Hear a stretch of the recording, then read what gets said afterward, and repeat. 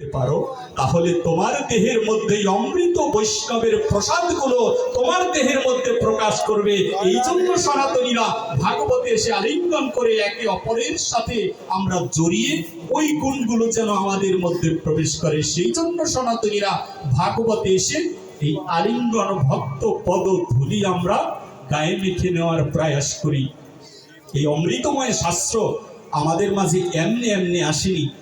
ভাগবত কোনো নাটক নয়, ভাগবত কোনো সিনেমা নয়, ভাগবতের আসরে আজে বাজে গান শোনা যাবে না।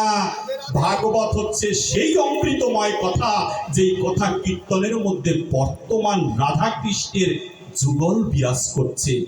ভাগবতের মধ্যে গান করো ভাই, হরিনামের মধ্যে সিনেমার সুরে গান হয়, কোনো সনাতনী বাধা দেয় না। অথচ চৈতন্য মহাপ্রভু প্রকাশের আগে মহাপ্রভু নিত্যানন্দ প্রভুর মাধ্যমে বলেছিল, ওরে নিতাই, আমি আর যেখানেই থাকি ভাই, আমি তোমার হরিনামের আসরে থাকব। নিতাই বলেছে, দাদা তুমি কোথায় থাকবে? বলেছে, আমি কোথায় থাকবো জানো? হরিনাম শ্রবণ করতে করতে যেই ভক্তের নয়ন জলে বক্ষ ভেসে যাবে, সেই ভক্তের পদধূলি মাঝে তুমি নিমাইকে খুঁজে পাবে। এই নিমাই বৈষ্ণবের পদধূলি মাঝে গড়াগড়ি দিয়ে এই বৈষ্ণবকে ধন্য করে দিয়ে যাবে। সেই আসরটাকে যদি নোংরা করে দেওয়া হয়, কি হরিনাম শ্রবণ করবো আমরা? দুর্লভং মনুষ্য জনম খনু ভঙ্গুর তত্ত্বাপীয় বৈকুণ্ঠ সুদর্শনম। মহাপ্রভু বললেন যে অল্প সময়ের জন্য এই দুর্লভ মানব জন্ম পেয়েছো, তথাপিও এই জীব বৈকুণ্ঠ দর্শন করতে যাচ্ছে। কিসের মাধ্যমে? বলেছে ভক্ত সেবার মাধ্যমে, ভক্ত দর্শনের মাধ্যমে, ভক্তের পদধূলি গায়ে মাখার মাধ্যমে এই জিনিস লাভ করতে চলেছে এই জীবগণ। আজকে যে গৃহে হরিকথা হচ্ছে, গৃহকর্তা রঞ্জন হাজরা, ওনার সম্পর্কে আমার জানা নেই, আমি ওনার সম্পর্কে বিন্দু পরিমাণ জানি না। সত্যিই তো ভক্ত সম্পর্কে জানার অধিকার বা জানার ক্ষমতা কারই বা আছে?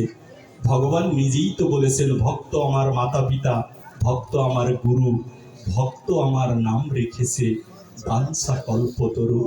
ভক্ত ছাড়া, ভগবান ছাড়া ভক্তকে জানা যায় না। তবে আমি আবির্ধানিক অর্থ দেখেছি। রঞ্জন শব্দের অর্থ কি? ওনার বাবা মা পরম কৃষ্ণ ভক্ত ছিলেন বলে এমন একটি নাম রেখেছে। রঞ্জন থেকে এই রঞ্জনের আবির্ভাব হয়েছে। রঞ্জ থেকে, রঞ্জ ধাতু থেকে রঞ্জনের আবির্ভাব। রঞ্জন শব্দের আবির্ধানিক অর্থ হচ্ছে যিনি পরম আনন্দ দান করে থাকেন, তার নাম হচ্ছে রঞ্জন। এমনি একটি মধুর নাম। আজকে ওনার নামকে উনি অলঙ্কিত করেছেন।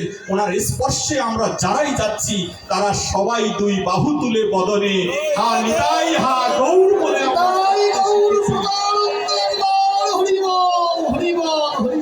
এই পরম আনন্দের ধাম। দেখেন, রঞ্জন ধাতু থেকে রঞ্জনের আবির্ভাব। এই রঞ্জন শব্দের অর্থ হচ্ছে যিনি আনন্দ দান করেন। তো উনি কি আমাদের আনন্দ দান করতে পেরেছেন? আপনাদের কথা আমি জানি না, কিন্তু আমার তো মনে হয় মানব জীবনটাই ধন্য হয়ে গেল এমন পরমের বাড়িতে, বৈষ্ণবের বাড়িতে আমি আসতে পেরেছি। ভাগবত শাস্ত্র তো সে জিনিস দান করেছে যে জিনিস গোলকে গোপনে ছিল। সেই গোপন তত্ত্ব প্রকাশ হয়েছিল মধুর বৃন্দাবনে। সেই বৃন্দাবনেশ্বরী শ্রীমতী রাধারানীর করুণাতে হরিনাম পেয়েছি, রাধারানীর করুণাতে ভাগবত পেয়েছি। রাধারানীর করুণা, এমন করুণা, শ্রীমতী রাধারানীর প্রেমের বশীভূত হয়ে অনন্ত কোটি বিশ্ব ব্রহ্মাণ্ডের মালিক রাধাচরণে বসে কাঁদছে, বলেছে, রাধারানী তোমার চরণ থেকে আমাকে ভিক্ষা দাও। বলছে, প্রভু কি বলছো? তুমি আমার চরণে? বলেছে, হ্যাঁ, ওই চরণ থেকে আমি ভিক্ষা চাই। আমি ভগবান হলে কি হবে? দুইটা জিনিস আমার কাছে নেই। কি নেই? প্রেম এবং ভক্তি। এই দুইটা হচ্ছে ভক্তির সম্পদ। তাই তোমার চরণ থেকে প্রেম ভক্তি আমায় ভিক্ষা দাও। প্রেম সরোবরে বসে শ্রীকৃষ্ণ রাধা চরণে কাঁদছে, আর রাধারানী বলছেন যে এই চরণে কিছুই তো নেই প্রভু। এই বদনে একবার যেদিন বলেছিলাম কৃষ্ণ তুমি আমার, সেই দিন তোমার চরণে কৃষ্ণ সবই দান করে দিয়েছি। আমার কাছে কিচ্ছু নেই প্রভু। আজকে দেখেন ভগবান ও ভক্তের সঙ্গ, রাধা নামক ভক্তের সঙ্গ করার কারণে ভগবান নিজেই গৌরাঙ্গ মহাপ্রভুর রূপ ধারণ করেছেন। যেই গৌর ভগবান নয়, গৌর হচ্ছে অবতার নয়, 12টা অবতারের মধ্যে গৌরের নাম নেই। গৌর হচ্ছে অবতারী। অবতারী কেন? অবতার আর অবতারীর মধ্যে পার্থক্য কোথায়? অবতার কেন পৃথিবীতে আসে? শ্রীমদ্ ভগবত